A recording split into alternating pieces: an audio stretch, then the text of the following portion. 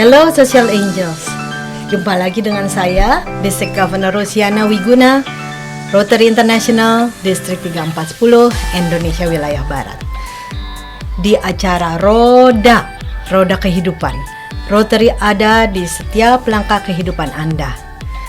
Acara hari ini berjudul Who Am I? Seri kedua.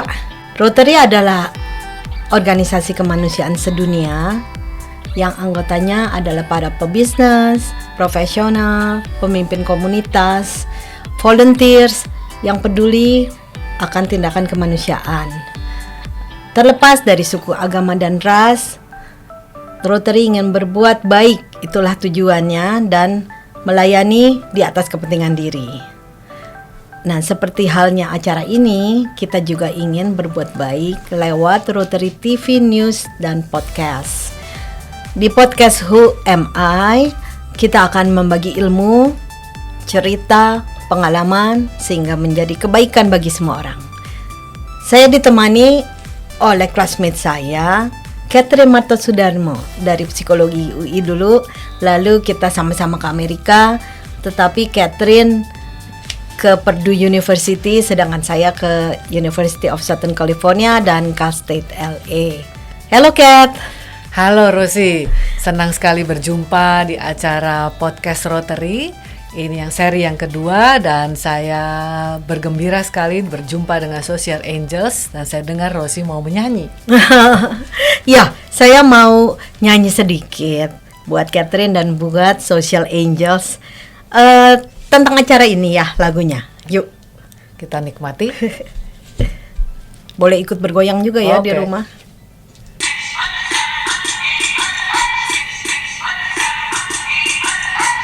Kau di sana, ku di sini, di roda kehidupan kita saling bertemu saat kita lebih mengenal diri, kita bisa saling mengerti. Nah, menarik sekali. Itu lagunya Cat, bahwa kita harus mengenal diri sendiri sebelum kita mengenal orang lain. Tuh, di seri 1 kita sudah membahas 4 motivasi dasar waktu itu. Iya. Kita memakai tokoh Sipo Kung Fu Panda. Nah, waktu itu Social Angels kita melihat Kung Fu Panda ini yang mempunyai motivasi dasar high eating. Ya. Dia suka sekali makan gitu ya, tapi dia tidak terlalu senang melatih ototnya, jadi kita sebutnya dia low physical activity, tapi dia high honor dan low tranquility ya, jadi dia nggak ada takutnya sebetulnya karena dia low tranquility.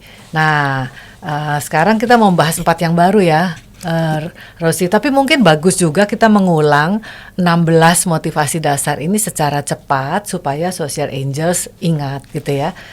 Yes, saya rasa memang kita ulang dulu. Saya bacakan 8, lalu Catherine bacakan 8 ya. Siap.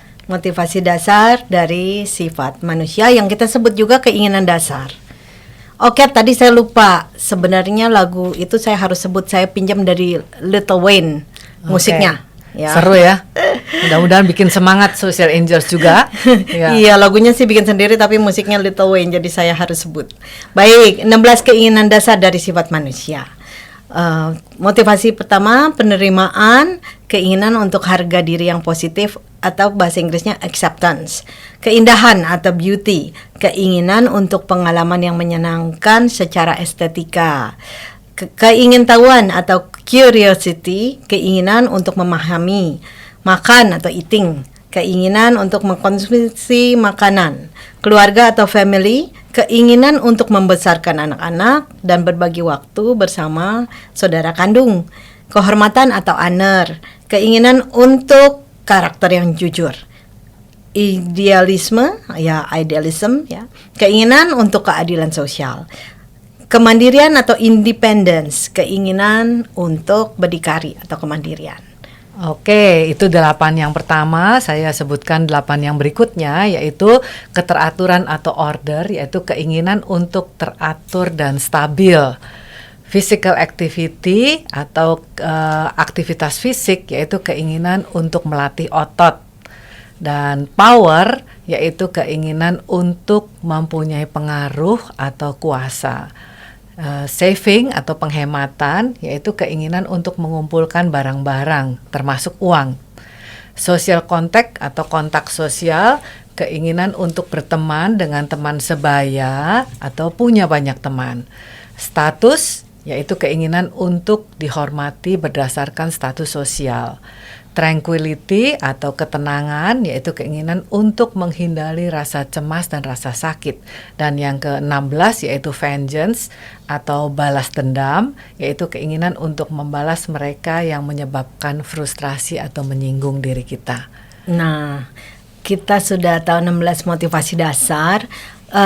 Saya rasa juga baik kita refresh tentang 3 prinsip dasar juga dari Dr. Stephen Rees ya. Ya, betul. Yang ada pertama self-hugging, Ya.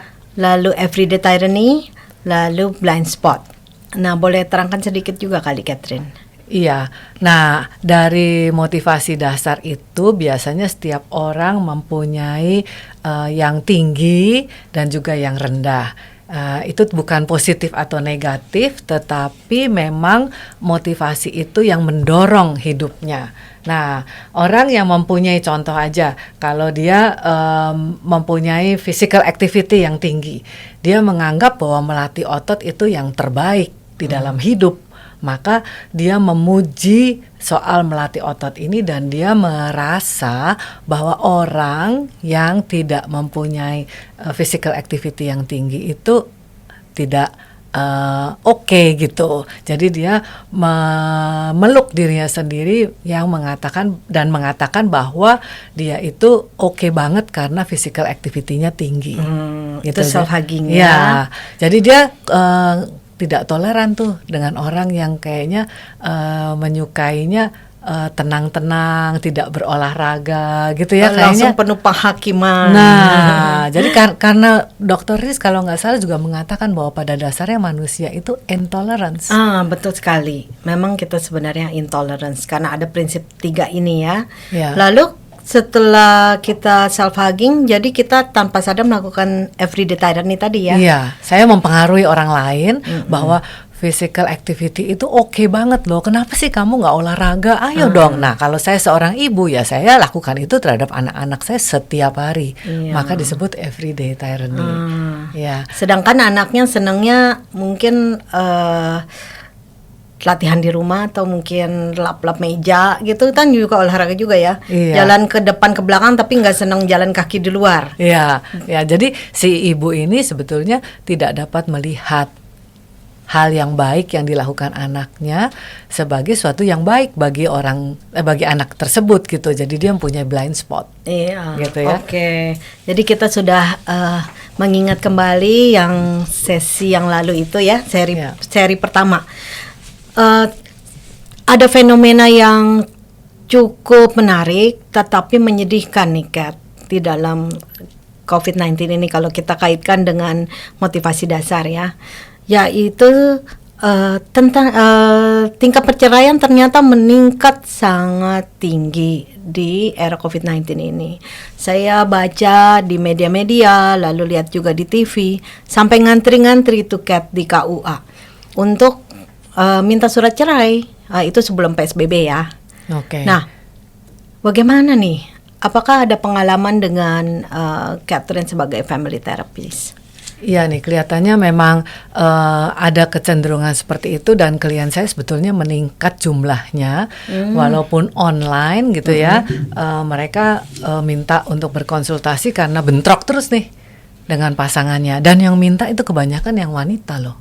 Oh, iya, saya baca 80% wanita yang minta cerai, 80% loh. Tinggi sekali ya. Iya. Nah, Ada penyebabnya tuh kenapa begitu? Ya, kalau kita lihat dari risk motivation profile, saya mau kasih contoh nih, Rosi. Kita sebut aja pakai nama samaran ya, si Tini dan si Tono. Kira-kira umurnya ya antara 35-40 tahun ya, keluarga yang masih muda, anak-anaknya juga masih kecil-kecil, tapi mereka kelihatannya mempunyai perbedaan yang signifikan social angels ya, dalam 4 motivasi dasar yang akan kita bahas nih hari ini. Gitu ya.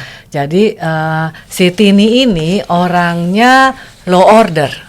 Jadi dalam soal keteraturan, dia kurang teratur, dia lebih senang hal-hal yang spontan gitu ya. Jadi dia low order, sedangkan suaminya si Tono terbalik gitu, dia high order tuh, gitu ya. Jadi orangnya kelihatannya si Tono ini serba rapi. Kalau ambil barang ya kembalikan ke situ lagi, gitu. Jadi dia karena sekarang bekerja dari rumah, dia melihat betapa berantakannya nih rumah, gitu ya. Nah jadi dia mulai komplain. Nah ya si Tini juga terganggu lah, gitu ya, karena yang biasanya dia bebas merdeka sekarang dikomplain terus soal hal-hal yang dia sendiri asik gitu dengan spontanitasnya itu. Ya. Yang kedua, kelihatannya Tini ini low saving tuh. Nah, coba Rosi, menurut Rosi, orang low saving itu seperti apa ya? Orang low saving itu senangnya mengeluarkan barang ataupun uang, pokoknya bisa mengeluarkan atau membuang, bukan mengumpulkan ya, dengan gak usah mikir.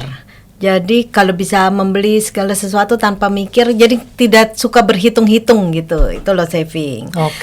Kalau kita compare mungkin dengan high saving ya, comparisonnya, high saving itu kan senang menyimpan, senang mengkoleksi, senang segala sesuatunya supaya tidak ada yang terbuang percuma, no waste, zero waste gitu.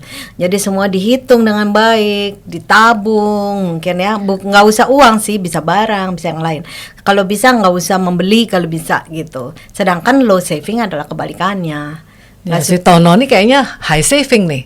Tono high saving. Jadi perbedaannya lumayan. Sedangkan Tini low saving. Nanti kita satu-satu kita bahas ulang ya, karena mungkin masih belum terlalu jelas tuh. Terus apa lagi yang berbeda dari Tini dan Tono? Tini ini high status. Dia gengsinya tinggi dan orang yang selalu ingin tampil gitu. Jadi kalau di sosial media juga dia sering buat fotonya sendiri, atau dia lagi masak misalnya gitu, itu dibuat foto dan kelihatannya dia kepingin itu viral juga gitu. Ya kan, kalau Tononya kelihatannya orangnya biasa saja statusnya. Gitu ya. Satu lagi nih, si Tini ini high acceptance. Nah, menurut Rosi orang yang high acceptance gimana ya dibandingkan yang low acceptance? Iya, kalau tadi kan terjemahannya ini ataupun keterangannya adalah acceptance itu penerimaan bahasa Indonesianya ya, adalah keinginan atau motivasi dasar untuk harga diri yang positif. Jadi biasanya orang yang high acceptance itu tidak terlalu secure gitu ya, tidak terlalu percaya diri. Jadi dia membutuhkan penguatan dari orang lain, membutuhkan pujian. Setiap saat kalau dia pakai sesuatu yang bagus, kepengennya dibilangin oh bagus. Terus tidak suka digosipin, ataupun kalau ada yang bicarakan dia di belakang, aduh sedihnya, sakitnya tuh di sini gitu, sampai nggak bisa tidur. Dia soalnya kalau videonya dikritik nggak mau tuh. Padahal kan dia sering mempost video, foto, ya ada lah pasti yang nggak suka kan. Nah itu dia cukup marah tuh. Pastinya. Selain itu perasaan dari orang high acceptance itu atau penerimaan yang tinggi langsung sedih gitu, langsung down, sedih karena rasanya kok begitu ya, saya mungkin kurang bagus ya, saya kurang cantik ya gitu. Kenapa kok dikritik seperti itu? Sedangkan kalau orang low acceptance atau penerimaan yang rendah tidak terlalu peduli sih apa kata orang, emang gue pikirin gitu loh, EGP sekali. Lalu pede dan pengennya eksis sih, ingin unik, ingin eksis, itu kalau low acceptance. Jadi dia sangat penting untuk dapat menunjukkan jati dirinya. Kalau dikritik gimana? Ya dikritik ya nggak didengerin, akan dilakukan terus. Jadi empati mungkin sedikit kurang buat orang low acceptance. Nah, ini kayaknya keluhannya si Tini nih. Kalau dia cerita pada suaminya bilang gitu aja dipikirin. Gitu ya, padahal buat si Tini kan dipikir banget. Sangat penting Iya untuk kan? Tini. Sampai sakitnya tuh di sini begitu ya. Iya, jadi ya ribut aja tuh mereka. Ya, dan si Tini lah mengajukan untuk bercerai aja katanya. Aduh, soalnya menurut saya sih begini Kat, di dalam era COVID-19 kan kita harus bertemu terus di rumah, berdua-duaan ataupun dengan anak. Jadi mempertajam motivasi dasar yang sudah kita ada. Sebelumnya kan oke-oke aja kan, karena kan kita jarang bertemu, jadi tidak terlalu terasa gitu kalau ada perbedaan. Tadi perbedaannya pertama ordernya Tini rendah dan tinggi, Tono tinggi. Lalu saving, yang satu rendah satu tinggi. Lalu status ya, statusnya si Tini ini tinggi dan acceptance-nya tinggi. Ayo kita ceritakan lagi dong, mungkin di dalam keseharian Tini itu apa yang terjadi gitu sampai mau bercerai nih. Iya, jadi Tini tuh jadi terganggu sekali kalau sering ditegur oleh Tono. Kan si Tono melihat kan aktivitasnya Tini di rumah yang selama ini dia nggak lihat karena dia kan ada di luar rumah cukup lama gitu. Jadi misalnya Tini kan senang belanja online nih, kan lagi model nih ya kan. Nah Tono kan melihat gitu ya, yang dibeli tuh menurut Tono itu hal-hal yang tidak terlalu perlu. Ya kan, gimana tuh? Padahal Tini kan statusnya tinggi, jadi kelihatannya dia ingin juga mengikuti tren. Oke. Iya, saya rasa di zaman COVID-19 ini kita perlu hiburan ya. Jadi untuk orang-orang yang low saving, senang belanja, senang mengeluarkan, kan jarang ke mall. Jadi hiburannya mungkin belanja online. Sebab sifat dari motivasi dasar ini perlu dipenuhi supaya kita happy, supaya kita tidak stres. Jadi perlu dipuaskan gitu. Kalau memang kita punya itu kuat sekali. Jadi untuk Siti ini saya bisa ngerti sih bahwa dia kepingin shopping ya. Gimana kita shopping online aja. Nah di dalam hal ini tadi kan Tini high status juga ya. Berarti dia kepinginnya tuh yang keren gitu. Kalau bisa yang branded ya biasanya kan mahal ya. Apakah dia lakukan itu atau enggak? Iya juga ya, kadang-kadang dia membeli barang-barang yang menurut Tono itu terlalu mahal gitu kan. Tapi bagi si Tini kan itu lagi ngetren. Misalnya kalau baju ya Zara gitu ya. Tapi si Tini ini kan agak-agak ordernya kan rendah tuh ya. Jadi dia suka lupa tuh memperhatikan hal-hal lain, misalnya ukuran gitu ya. Salah beli ukurannya tuh. Ya, Tini kayaknya yang nggak terlalu kenapa-kenapa, dia bilang ya nanti kan adalah yang bisa pakai lah gitu. Nah Tono tuh marah besar gitu. Jadi menurut Tono udah deh, memang benar nih kita ini terlalu berbeda sehingga nggak cocok gitu. Menurut Rose ini sebetulnya dari 16 itu manusia ini kan variasinya banyak ya. Kalau dicari-cari gitu ya, yang sama mungkin itu yang perlu diperdalam ya oleh mereka ya. Betul. Jalan keluar dari segala masalah sebenarnya kita cari persamaan, karena persamaan itu similarity, attraction, binding yang waktu seri 1 kita sebut ya. Itu yang membuat kita bisa bersama-sama, bisa ragam, bisa harmonis karena ada similarity dari motivasi.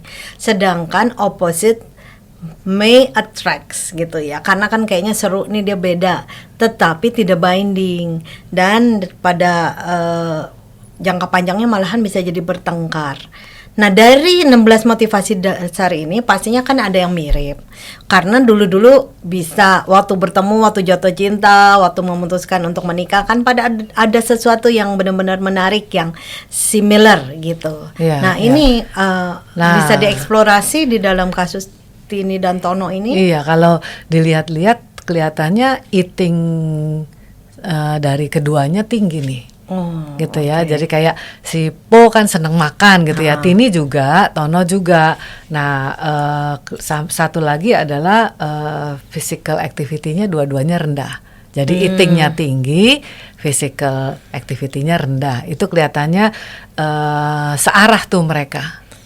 Oke, saya bisa membayangkan kalau di era COVID-19 ini mungkin jalan keluarnya mereka bisa berdua nonton TV bareng sambil makan snack, mungkin makan kacang gitu ya, sambil diam-diam aja mungkin di sofa atau di ranjang, itu kan bisa menyatukan tuh.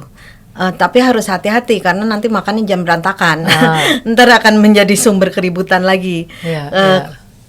Saya nggak tahu sih, tapi saya membayangkan mungkin Tono bisa, saya tidak tahu apakah Tono mau atau tidak, tapi dia bisa membereskan dulu mungkin semua, dibikin rapi dulu.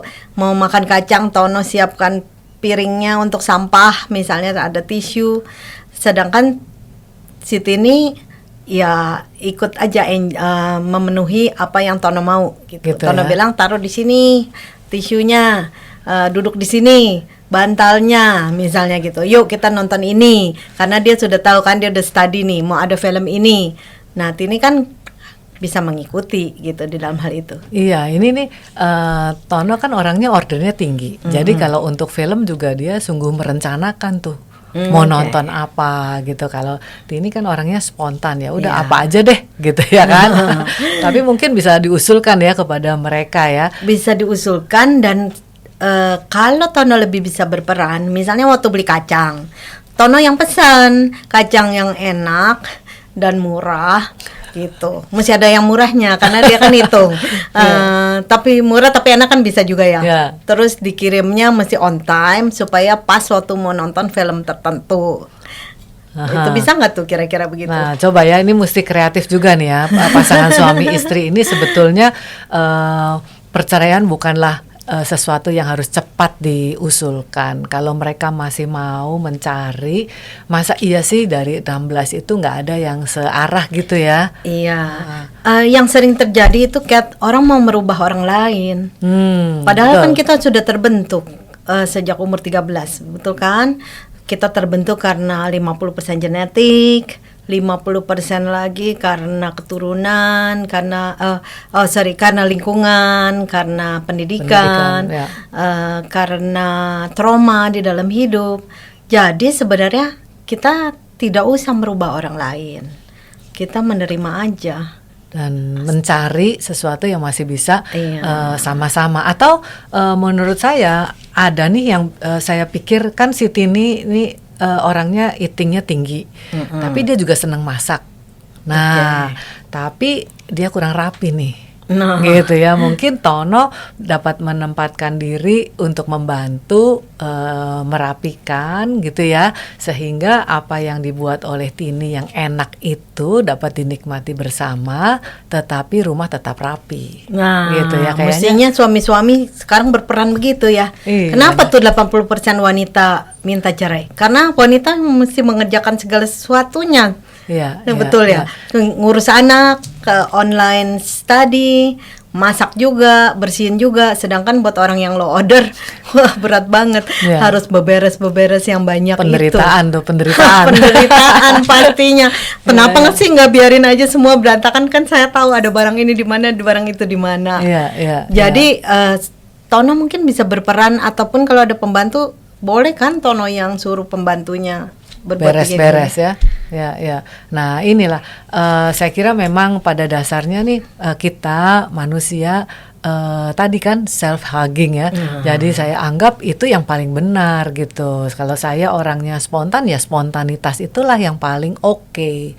Dia lupa bahwa pasangannya perlu perencanaan. Nah, gitu kan. Ada tuh orang yang ordernya rendah kalau makan anggur kan asal petik aja kan di sana di sini, sedangkan orang yang ordernya tinggi kalau makan anggur ya harus mempertahankan bentuk anggur itu, sehingga kalau makan ya digunting gitu, jangan langsung dipetik-petik ya kan. Itu contoh yang simpel yang membuat pasangan suami istri itu dapat berantem tuh. Betul. Saya juga kenal seseorang yang kalau makan jagung itu harus dua-dua. Sebab ternyata jagung itu genap loh, Kat. Itu kayak high order. Dua sampai akhirnya benar-benar bersih. Pas habis genap. Ya, ya, dia memperhatikan sekali tuh ya soal itu ya. Iya, kalau high order. Kalau low order dari ujung sini mana aja yang enak dihantam. Iya, gitu. ya, itu yang membuat akhirnya konflik-konflik kecil tapi terus-menerus. Iya. Gitu. Kalau status tadi tuh saya rasa mempengaruhi hubungan Tini dan Tono nih status. Oke. Mungkin Catherine ada contohnya, sebab kalau yang saya tahu dari sudah ribuan orang yang dites ya, orang yang high status itu akan gengsi tuh bilang sorry ataupun mendahului, meminta kemesraan misalnya kalau di rumah, waduh dia akan gengsi sekali. Tapi butuh.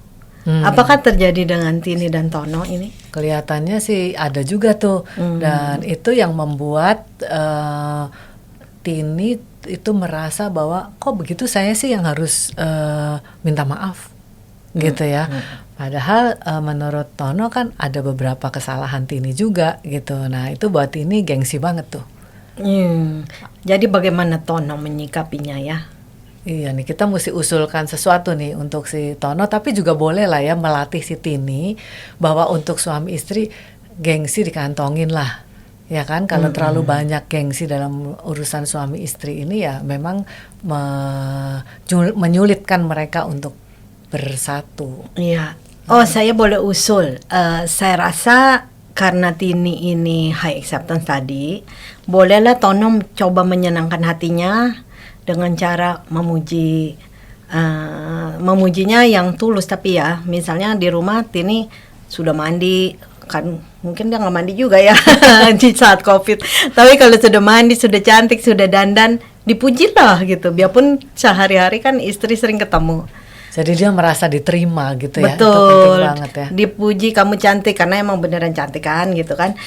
Lalu diterima, dia happy, jadi dia bisa diminta untuk melakukan yang Tono suka, kira-kira gitu. Ya. Jadi intinya ya sebetulnya saling memberi apa yang dia punya dan mengerti pasangannya butuh apa gitu ya. Betul sekali. Kalau kita ngerti motivasi dasar kan jadi enak ya. Tetapi kalau orang yang high status akan lebih gengsi kan daripada yang lebih rendah statusnya. Jadi Tono nggak apa-apa untuk sedikit membahagiakan istrinya gitu, dalam hal mungkin tadi dipuji, omelannya dikurangin. Nah selanjutnya bisa merayu istrinya dengan makanan, dengan terus nanti istri akan nurut gitu. Dengan membeli barang yang mahal dan bagus, mungkin sekali-sekali. Ya agak sulit sih untuk Tono ya, karena dihitung. Cuma kalau orang high saving, asal barang itu bisa bertahan lama gitu, tidak rusak-rusak, biarpun mahal, itu worth it. Jadi itu bisa. si Tono juga bisa beli dong. Bisa beli. Asal punya uang gitu ya. Udah dihitung cukup semua, tapi harus worth it. Artinya jangan udah dibeli terus nggak dipakai gitu. Worth it, bertahan, bermerek, kuat, 10 tahun nggak akan rusak gitu misalnya. Dia bisa beli. Nah, saya sih melihat ini kalau diajarkan kepada Tini dan Tono tentang motivasi dasar mereka masing-masing, mereka dapat membahasnya dan mencari ide bagaimana supaya relasi mereka bekerja baik ke depannya gitu ya. Iya. Jadi social angels, saya kira kita mengenal diri kita baik, tapi kita mengenal pasangan kita juga akan sangat baik. Jadi bisa ngerti ya. Ya, mudah-mudahan dengan 16 keinginan dasar atau motivasi dasar ini, setiap orang bisa lebih mengenal dirinya dan pasangannya dan orang lain sekitarnya gitu ya, Kat. Iya, betul. Dan akhirnya anak-anak juga menikmati tuh ya, bahwa orang tuanya yang berbeda motivasi dasarnya ternyata menemukan banyak hal yang dapat dikomunikasikan. Betul sekali.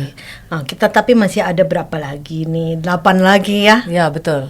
Ya, jadi jangan lupa nih ikuti yang seri ketiga dan keempat untuk Iya. membahas tuntas 16 motivasi dasar dari Dr. Stephen Rees. Ya, nanti di seri ketiga kita akan bahas 4 lagi yang berbeda, seri keempat 4 lagi yang berbeda, begitu ya. Betul.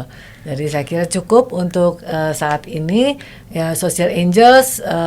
Anda setiap orang punya motivasi dasar yang menonjol ya, tinggi ataupun rendah, itu bagus juga untuk mengenal diri sendiri dan mengenal orang-orang terdekat Anda. Iya, tidak ada yang salah, tidak ada yang benar, tidak ada yang lebih jelek atau lebih bagus.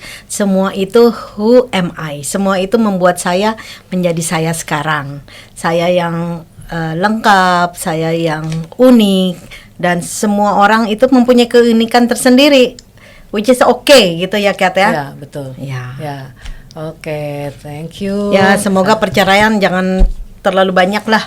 Dengan lebih mengerti kan bisa mengurangi angka perceraian. Betul sekali. Akhir kata saya ada hadiah untuk koleksi kaos Rotary. Ini adalah 7 area fokus Rotary. Nah, Boleh ditunjukkan kali ya di sini. ini ya. Wow. iya basic education and literacy, pendidikan dasar ya, dan kita sekarang masuk ke e-literacy, pemberantasan buta huruf digital, maternal and child health, ibu dan anak, kesehatan ibu anak. Ini peace and conflict prevention and resolution. Wah, ini seperti gelang saya nih. World Peace. Nah, ya, cocok sudah dengan simbolnya betul ya. dengan fokus Rotary yang ini. Lalu ini clean water and hygiene. Ya, ini empowerment, pemberdayaan ekonomi ya untuk masyarakat yang masih tidak mampu. Lalu medical treatment and health. Ya, Oke. pelayanan kesehatan kita banyak, dan protecting the environment. Jadi Rotary juga peduli terhadap lingkungan, kita go green. Nah, inilah Luar biasa. Rotary. Terima kasih banyak Rosi, dan saya akan pakai nih. Keren ya. Yeay. Baiklah, Social Angels, kita sampai pada akhir acara. Kenalilah dirimu sebelum engkau mengenali orang lain. Sampai jumpa lagi di seri ketiga dan keempat. Bye. Bye semuanya.